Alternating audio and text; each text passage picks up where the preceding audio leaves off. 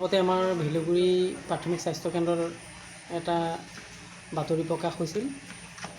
তাতে আমাৰ কিছু বাতৰি আমাৰ অকণমান ইফাল সিফাল হৈছে।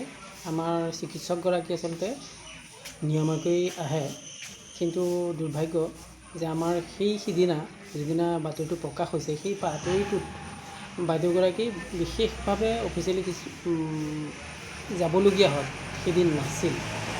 আৰু আমি সন্মান মধৰ্মতে আমি জনাবলৈ বিচাৰিছোঁ যে আচলতে আমাৰ চিকিৎসকগৰাকী নিয়মীয়া হয়, আৰু সেই বাতৰিটোৰ কাৰণেই আমি আজি সংবাদ মাধ্যমত পুনৰ এই কথাষাৰ জনাবলগীয়া হৈছে।